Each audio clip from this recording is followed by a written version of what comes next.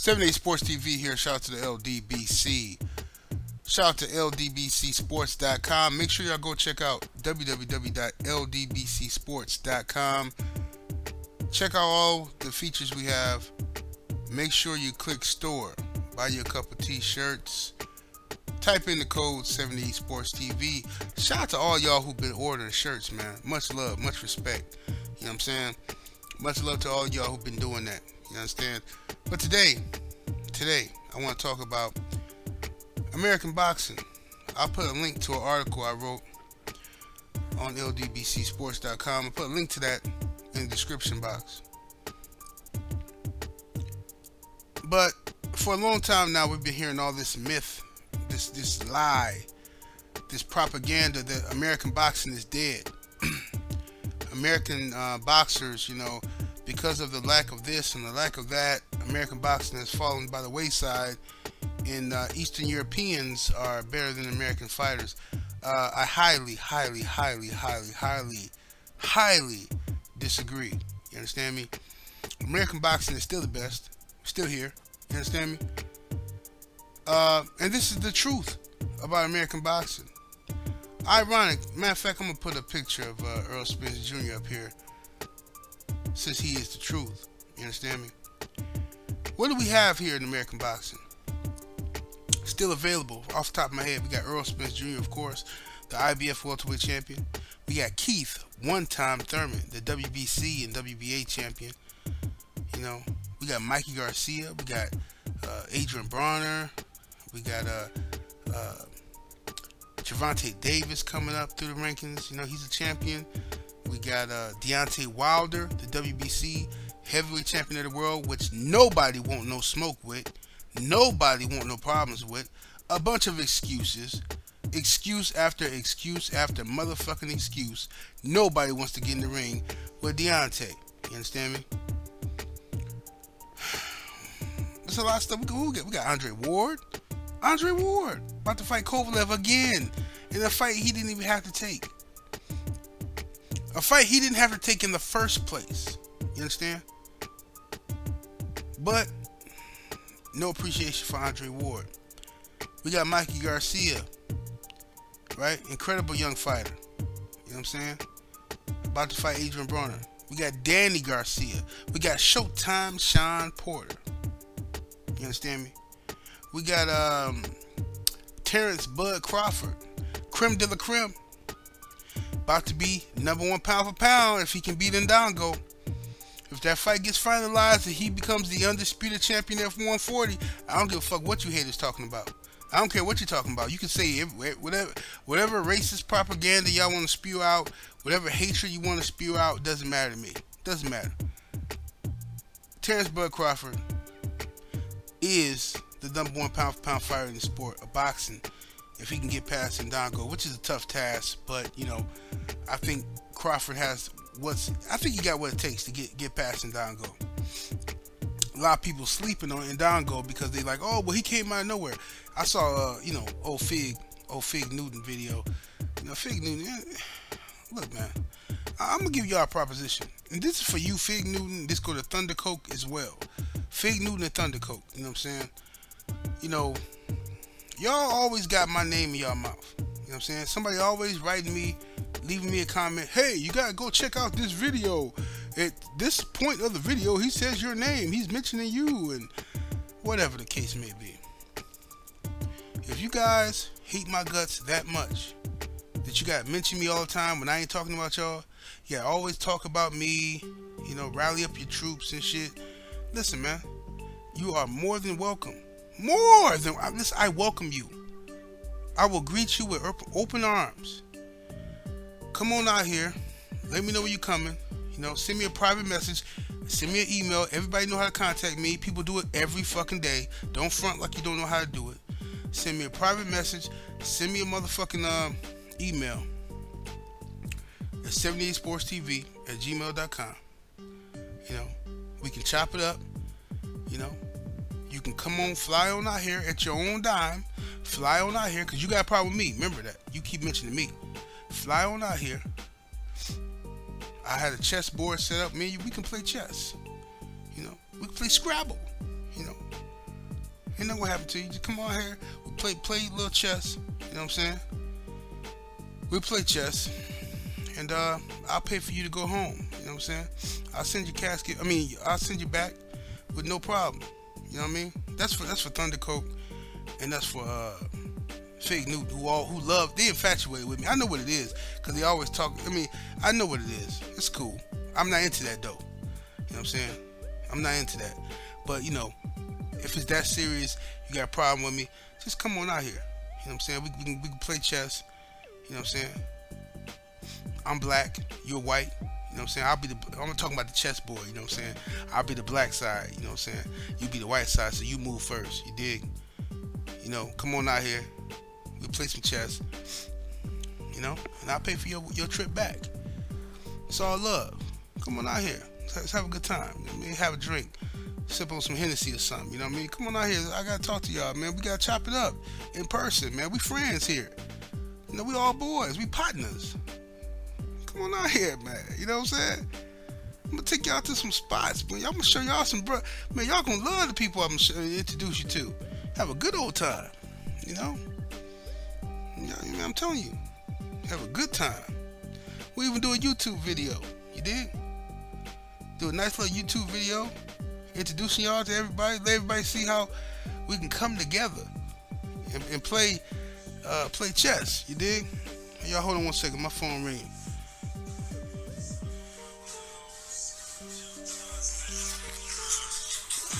It's that Slim Thug. That's Jeff. Jeff was just called. I'm gonna call you right back, Jeff. Don't even worry about it, brother. Matter of fact, let me text Jeff right now and tell him to call him right back. Y'all ain't got nothing to do. Y'all can sit here and listen to me. Let me see.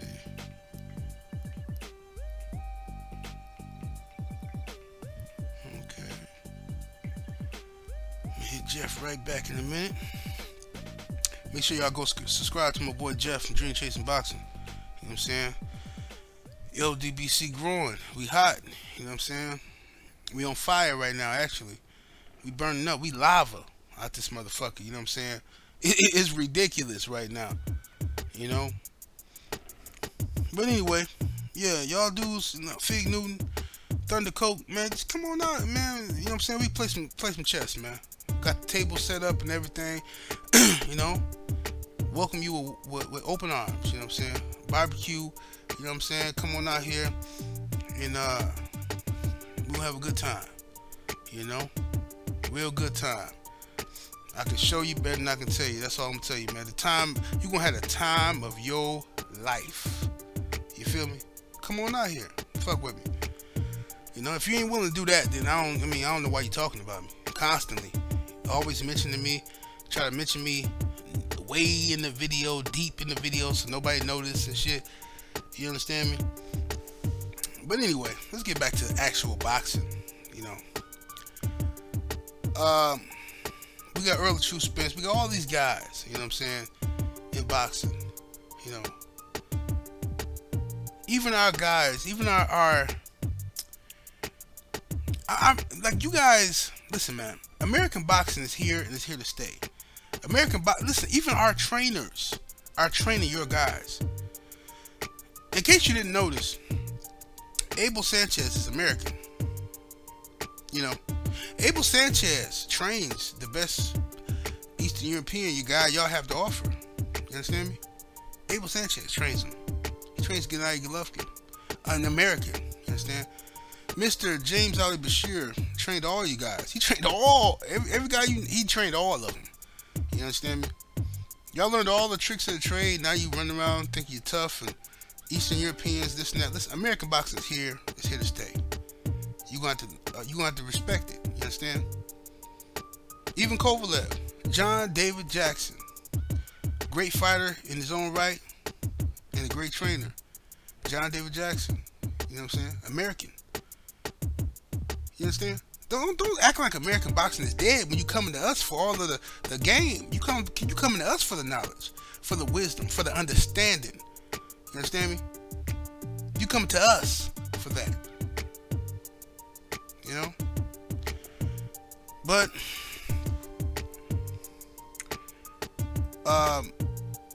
when you got guys like Sergey Kovalev,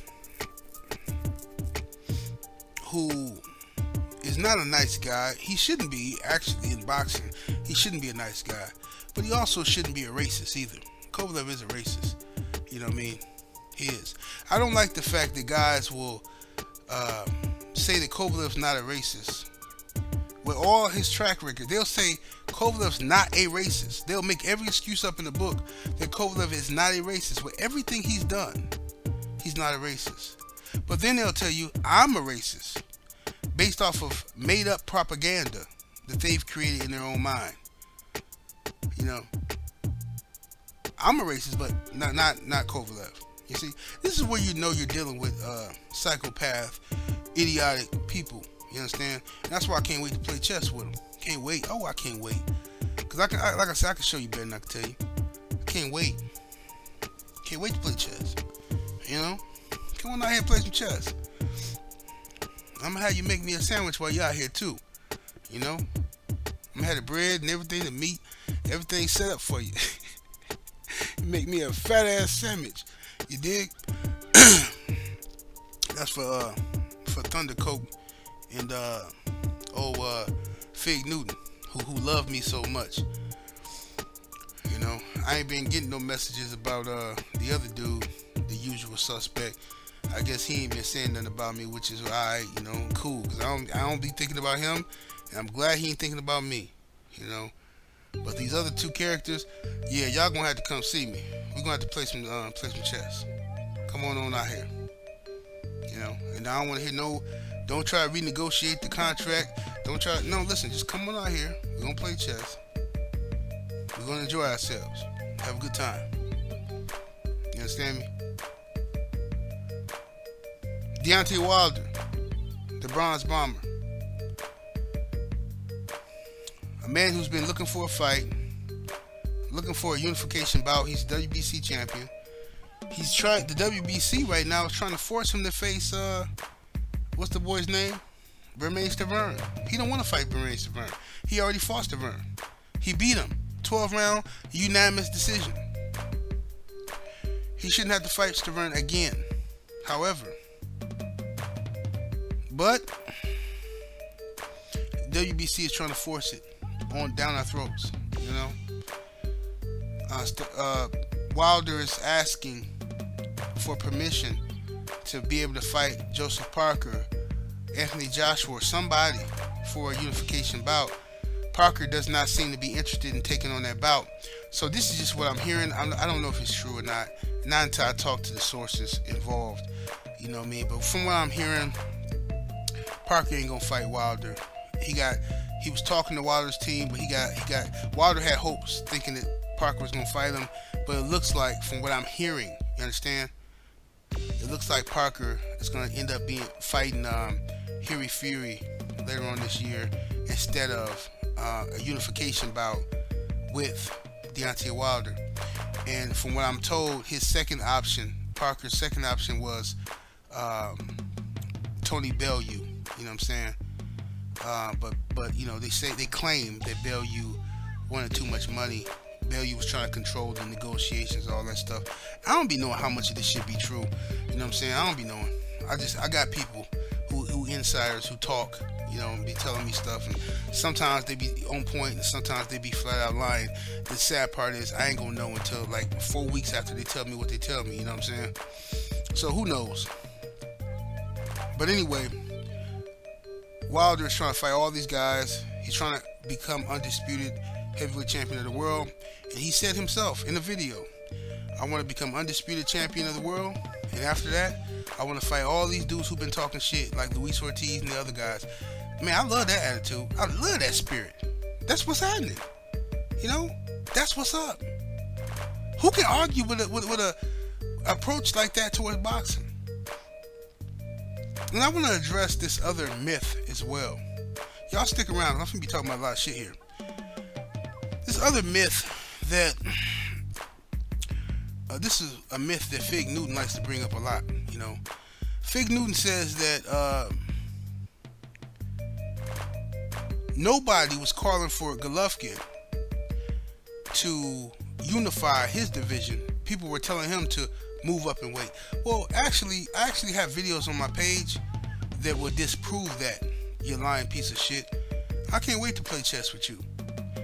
You know, you a lying piece of shit, man. All these videos on my page, right? The only reason anybody ever even talked about Golovkin moving up to 168 was because Abel Sanchez, Golovkin's trainer, kept talking about Golovkin being able to whoop everybody at 168. That's why people asked him to move up. And I made it very clear, me and Blood Boxing, we made it very clear that if Golovkin wants to stay at middleweight and unify and become undisputed, we support that 100%. I got videos going back 3 years saying that shit consistently. So you're a lying piece of shit. That's what you are. But I'll take that back. I ain't gonna call you a piece of shit because I want you to come out here and play chess. You understand? But some other news. You know, me and Jeff from Dream Chasing Boxing did a video about Lomachenko. Jeff, he ain't uploaded the videos yet, but I want to talk about this. You know, cause I saw the brother Black Fight Fan TV video about Lomachenko, and I wholeheartedly agree with what the brother Black Fight Fan TV had to say about Lomachenko. I disagree slightly because he says that he has Lomachenko in his top 5 pound for pound. I do not. But the brother Black Fight Fan TV says Lomachenko has to fight Salido in that rematch. He got to straighten this out. He got to. And I've been saying that for a long time. I've been saying that for a few years now. Lomachenko has to straighten out this Salido business. You lost to the guy. Salido's no bum. This ain't no fluke. This ain't Buster Douglas versus Mike Tyson. You know? Salido is legit. This is a fucking... Salido gonna be a Hall of Famer. I don't give a fuck how many losses he got. Orlando Salido is a fucking fighter. You understand me? This dude can fucking fight. Orlando Salido is in a fight of the year caliber type of fight. Almost 90% of the time he fight. Any fight, you pick a Salido fight, it's going to be one of the best fights you can see. Guaranteed. Salido is that dude. Very exciting fighter. Balls to the wall, all heart. You understand me? Pressure applied. He beat Lomachenko in a split decision victory. Lomachenko has 8 wins, 1 loss. The 1 loss is to Salido. But people are calling this guy the #1 pound for pound fighter in the world, top 5 pound for pound fighter, or wherever pound for pound. Listen, Lomachenko is cold. He's raw. I'm not going to sit here and lie to you. Lomachenko is raw. The boy got skills. He fight with rhythm, timing, and that's way more important than speed and power. Timing, rhythm. That's something very rare in an Eastern European fighter. Very rare. Haven't seen that since, you know, Joe Kawasaki. But Lomachenko is better than Kawasaki in my opinion. Skill-wise. I think he's better than Kawasaki. Kawasaki was a phenom to me. He didn't fight like the traditional European fighter. Because remember, back in the day, people just used the term Eurobum, and some people still use that term Eurobum and all that kind of stuff. But Kawasaki, though he fought an older Bernard Hopkins and an older Roy Jones, he still beat him. He listen, man, you gotta give Kawasaki credit for that. He beat them. All right, Roy was still a good fighter. If Kawasaki was a bum and regular, you know, how people used to say Euro bum, quote unquote, then Roy would have knocked him out. And Kawasaki would have never got up from that knockdown, from that left hook that Roy landed on him early in the fight. Kawasaki would have never got up. He would have laid down. You know what I'm saying? But Kawasaki got up. He finished strong. And which is why I say Kawasaki is Kawasaki, to me, I'm going to keep it 100 with you. I think Kawasaki is the greatest fighter in 168 pound history. Now, understand me. People are going to say, wait, what about Andre Ward? Ward was absolutely, no doubt about it. SOG Ward was that dude at 168. But Ward did a lot, you know, like, listen, man, I'm just going to be real with you. Ward robbed himself of a lot of victories at 168, because when he had beaten certain people, Ward kind of got relaxed, and he didn't, like when he was negotiating with Carl Froch for the rematch, Ward, you know, was being too rough with Carl Froch. Froch wanted to fight. This is from what I heard, okay? I'm not talking like I was there in the negotiation room, okay? I'm just speaking to you as a boxing fan from what I heard, alright? Now, from what I heard, Carl Froch wanted to fight the rematch to take place in the UK. Froch knew he couldn't beat Andre Ward. He didn't feel that he could beat Andre Ward. He admitted this himself. But Froch wanted to get paid. He wanted to get compensated for basically taking another ass whooping. He said, look, alright, let's have it in the UK in front of my crowd, you know what I'm saying? It's going to generate way more money. I'm going to take this much money, you know what I'm saying? I'm going to take $5 million, you know what I'm saying? And you can take $4 million. And Ward disagreed with that. And at the time, I disagreed with that as well. Because I felt like, well, hell, man, Ward beat you. You can't take more money than Ward. But in hindsight, man, I think Ward probably should have did that shit, man. He probably should have did that shit. Because Froch went on to beat Lucien bum-ass Bute. And Ward never fought Bute because Bute was a pussy. I know brother Carcino, he disagreed. Carcino think that Ward ducked Bute or some crazy shit like that, you know. Carcino be talking crazy sometimes. But Bute was knocked out, had his ass spanked by motherfucking Carl Froch. Froch blew back up, and he was hot. He was a hot commodity. He had won another title from Bute, won the IBF belt from Bute. I think it was the IBF belt, if I'm not mistaken. If my memory serves me correct, it was the IBF belt. Bute, he won that belt from Bute. Then he went on to have a couple of good ass fights, big money fights with George Groves. You know what I'm saying? You know, and I thought they fucked George Groves out of that first fight. I'm sorry, that's how I feel. George Groves had Carl Froch ass, you know, and they as soon as Groves got hurt, they stopped the fucking fight, which was some bullshit to me. And then the rematch came. Froch made even more money, and he beat Groves, you know, fair and square. You know, but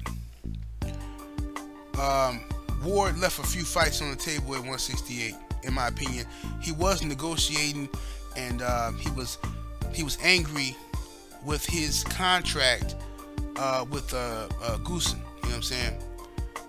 And you know, he was trying to get out of that contract. So we had a couple years where Ward wasn't active at all. After he won the Super 6 tournament, and a lot of people wanted to see him fight Bute, I wanted to see him fight Bute too, because you know Bute ducked the Super 6 tournament. And don't listen to no lies about, oh well, Bute wasn't invited. Man, get the fuck out of here, man. Stop, get the fuck out of here with that dumb shit. Bute could have fought the winner of the Super 6 tournament. He was in the best position possible, okay? But Bute over negotiated, got overzealous with his demands for a Ward fight. And Ward, you know, Ward is a very proud guy. He's not gonna let you son him, you know what I'm saying? And you know, sometimes that could be a detriment to him. But you know, I would have loved to seen Ward versus Bute. Froch should have never got that shine. Ward should have had all that glory from beating Bute. He could have been undisputed. Many people give Ward credit, like I do, give him credit for being the best at 168. Absolutely, he was the best at 168. You know, he was. But he did not finalize it on paper. You know what I'm saying? He didn't finalize it on paper. That's like, you know, buying a house. You know, you got all the money, you got everything good. You know what I'm saying? You shake hands and everything, but you know, you don't go through closing. So, you know, it don't really count. So, Ward should not have let Carl Froch become, or get back that luster. Because when Froch beat Bute, he went on to fight the Groves fights. You know, Froch was relevant again. And we all know Froch was scared of Ward. But I think Ward should have took that fight. It was good money. Yes, it wasn't fair. But at the same time, you're fighting in this man's hometown. You got to do what you got to do. I think he should have took it. In my opinion. You know what I'm saying? So I think Joe Kawasaki was an absolute monster at 168. Very impressed with him. You know what I'm saying? And Lomachenko. See how I brought that right back? I ain't forget. Y'all thought I forgot. Lomachenko reminds me of him, but a better version of him. You know what I'm saying? Smaller and better. You know what I'm saying? So Lomachenko can fight. Absolutely, he can fight. but he's not number one pound for pound in my opinion. He's not even top five in my opinion because of the Salido situation. You know, and if a guy can be the number one pound for pound fighter in the sport, like HBO is suggesting, with 9 total fights as a professional, one of them he lost. So a record of 8-1, if he can become the number one pound for pound fighter in the sport, then what does that make Terence Crawford? An all-time great? What does that make Mikey Garcia? A legend? Like, I mean, I don't understand. How does this work? You know? How does all this work? So American boxing, we still here. You know what I mean? That's the whole point of this video. We ain't went nowhere. We ain't going nowhere. You understand? We got a whole lot of talent out there. I didn't even name. There's so many fighters I didn't even name that we have coming through the rankings. You know, Jesse Hart. Y'all better look up. Y'all better be on the lookout for Jesse Hart. I'm telling y'all right now. You understand? 168 Jesse Hart. He would top rank right now. I don't think they're doing a good job promoting him, but it is what it is.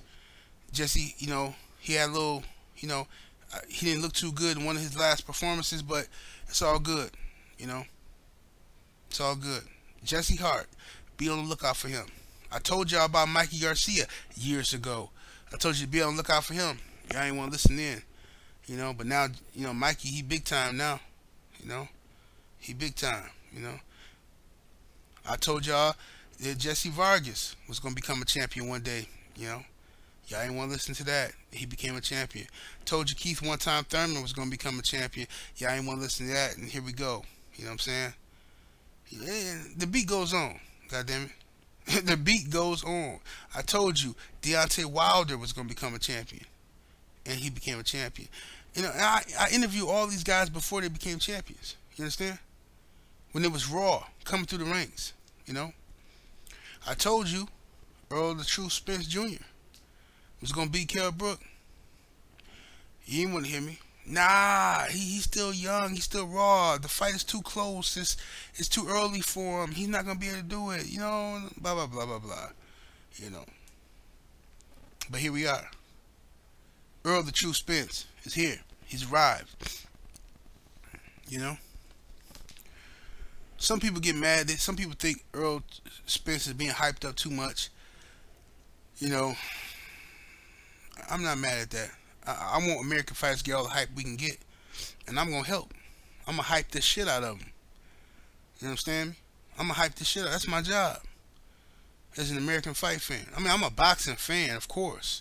I love all boxing. You know what I'm saying? I ain't got nothing against Lomachenko or Golovkin or Kovalev. But when they fighting an American, I'm sorry. I'm rooting for the American. What does that make me, a bad guy? You know what I'm saying? Oh, you going to flip it and say that I'm a racist. You know what I'm saying? You going to flip it to that. You know what I mean? That's how y'all do. You know. It is what it is, man. Y'all be on the lookout. 175 is heated like friction. You know what I'm saying? 175 is a monster division. You know what I mean?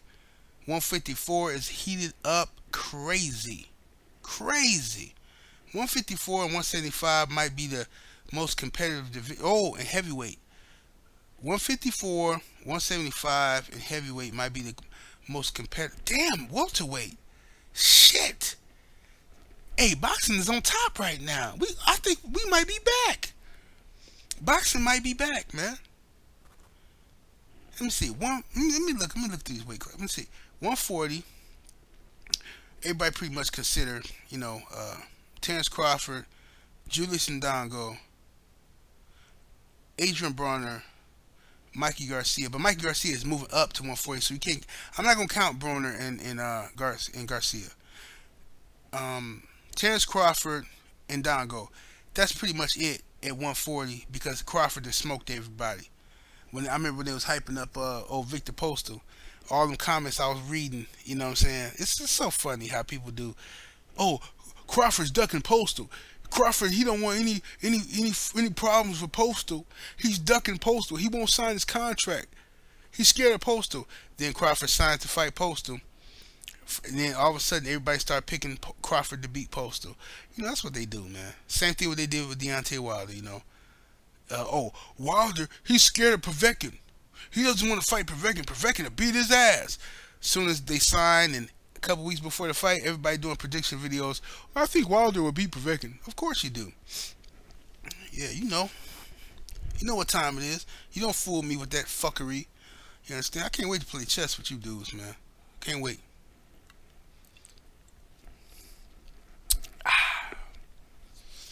Yep.